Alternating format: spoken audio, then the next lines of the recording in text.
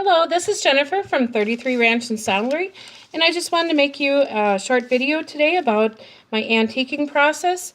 I started this over on Instagram in my story, so if you follow 33 Ranch and Saddlery on Instagram, you may have seen the beginning of this. This is some tooling for a pair of chinks that are going out to a working cowboy in North Dakota, and he had a request for a unique color that I haven't done before. And obviously with that being a unique color, there isn't actually a pre-manufactured dye that would work for this. So I had to make my own. To start with, this is the leg plate, and that will be going on the chinks, and I tooled it in a geometric pattern. And if you were on Instagram, like I said, you may have seen a few of my steps to start with, but if not, I will go over that quickly here to get you up to speed. After the tooling, first off, I oiled everything to make, obviously make the leather wear longer, but also it'll give a smoother finish to your antique, less blotchy. And then I went ahead and dyed the edges in a chocolate brown, just for a nice contrast. And a little trick with that is the oil dye that I use will make the edges rub up nicer. So then I went ahead and rubbed the edges with water and glycerin soap, or glycerin paste, excuse me, and applied a RTC. Sorry, I can hear my dog in the back. I applied RTC, the resist, so that the antique will be resisted on the high spots and settle into the lower spots. It gives a little bit nicer antique look overall. So I'm going to go ahead and show you what we're going for here. This is the first one that I antiqued, and it should be getting pretty well dry now. And as you can see, it is kind of a yellow color, yellowy orange, which is a little bit of a hard color to make in tooling leather. What we are trying to match is this ginger, and this is a chrome tan or chap leather by the name of ginger. The color name is ginger, and the customer wanted the tooling to match.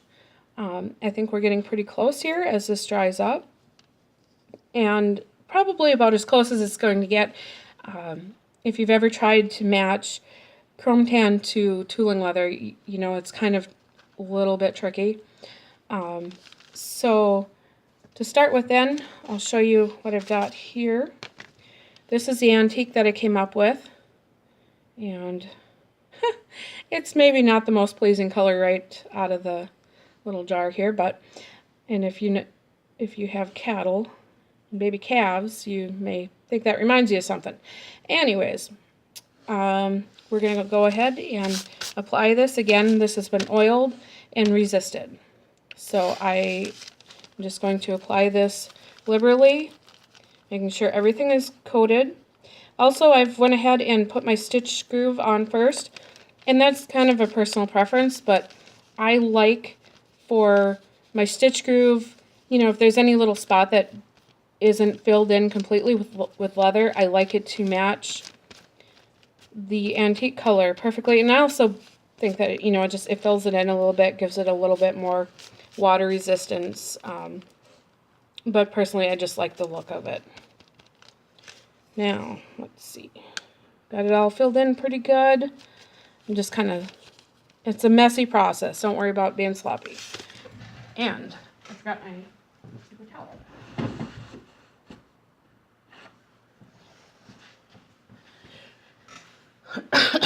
Excuse me. So what I like to use is Viva brand paper towel.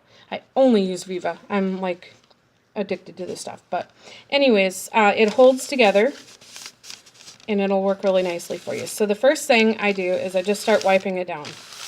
Just kind of getting the first major thick spots brought down. Just giving it a good wipe, getting all the extra off, not worrying about the rest of it too much.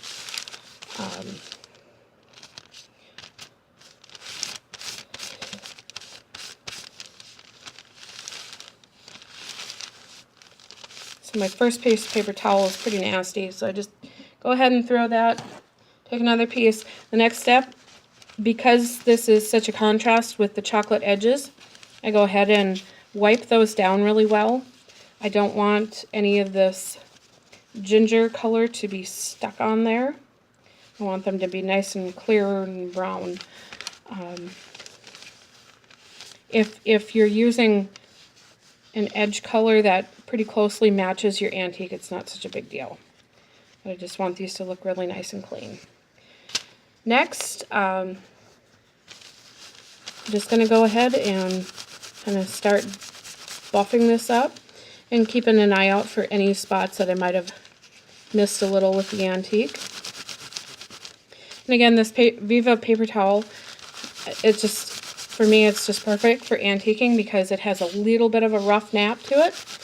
And when you're buffing up the paste antiques, it really puts a nice shine on it. And you can just kind of keep dabbing and buffing and just kind of keep working it for a little bit.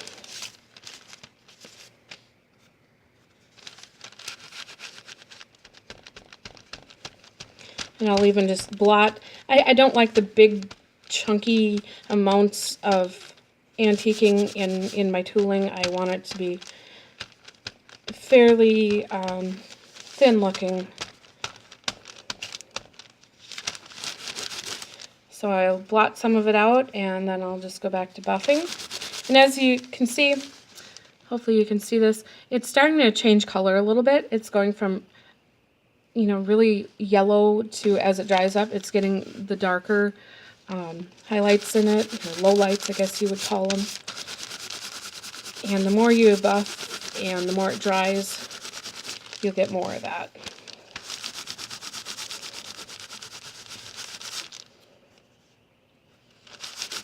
I just keep picking out clean spots on my paper towel.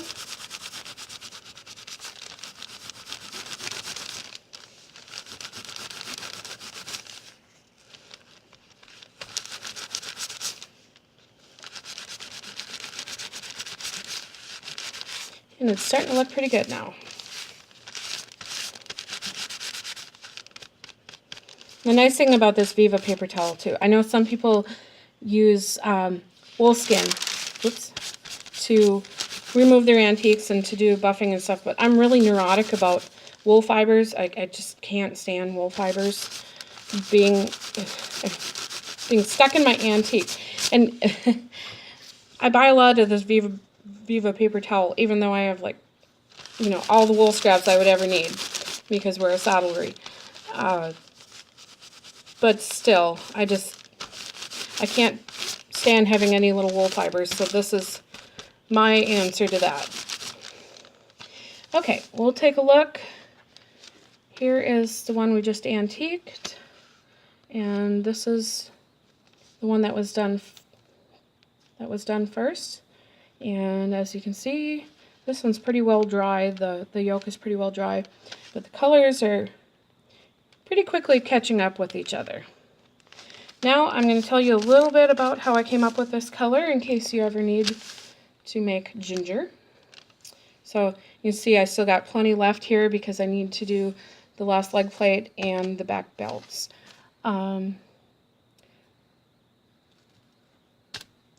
So first off, what I started with is, of course, this ginger color that the customer wanted. And here's some samples. Now, how I started my color, to backtrack here a second, is I use this Fiebings Antique Finish in Neutral. And this is like the base to the antique paste without any color in it. So I started with this.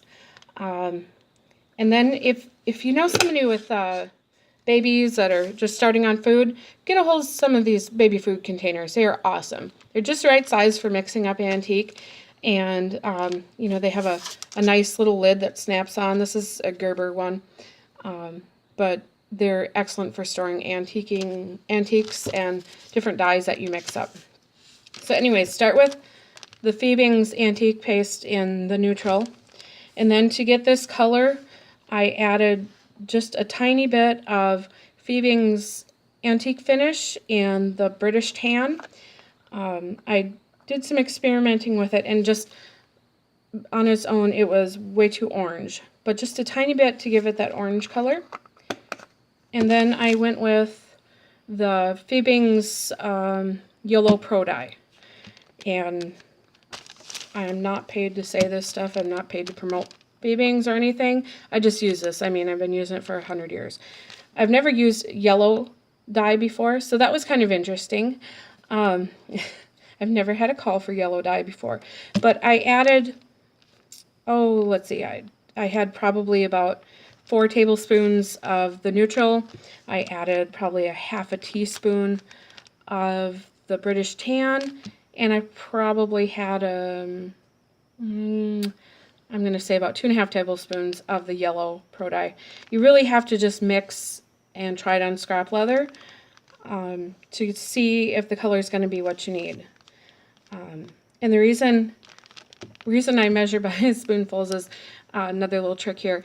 I use plastic silverware. You can't beat just using a plastic spoon, mixing all this stuff up. It's goopy, it's icky, and then throwing it away.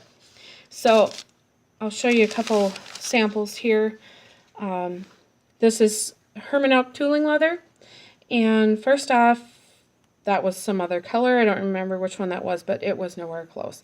Now this is just a scrap piece, so it doesn't have any oil or RTC resist on it. But this here is the yellow oil dye, just yellow oil dye, and that was actually closer to the color I was trying to match than this is the British Tan Antique over top the yellow oil dye. And as you can see, that was way too orange and almost a little bit red compared to what I needed.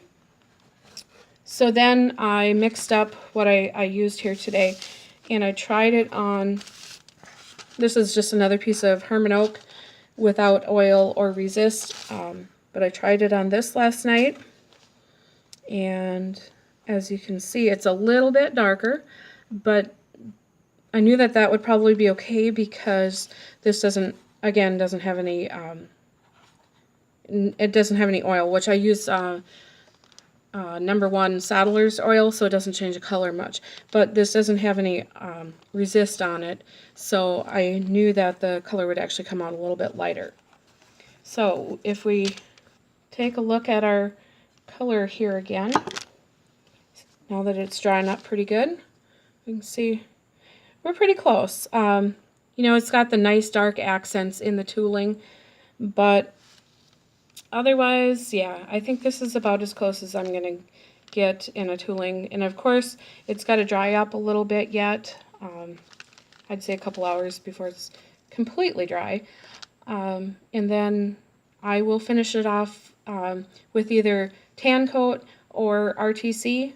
Either one of them provides a pretty good water-resistant finish and makes for just a nice, mellow coverage over your tooling, protects it a little bit. The tan coat has a little bit less shiny. If you like the less shiny look, I would recommend going with tan coat. Otherwise RTC. And they both lift the antique just a tiny bit, but I kind of like that. It kind of mellows out the antique look a little bit more. But anyways, I hope you found this interesting or helpful if you're trying to mix up your own antique colors. If you'd like to see more videos or have suggestions on what I could do next, I would be happy to hear your suggestions. And otherwise, if you'd like to subscribe to us on YouTube, hit the subscribe button, and if you like this video, give it a like, and feel free to leave a comment. And if you have more ideas about what I can do here next to show you a few of the things, how I do them, go ahead and leave that comment too. Thank you so much.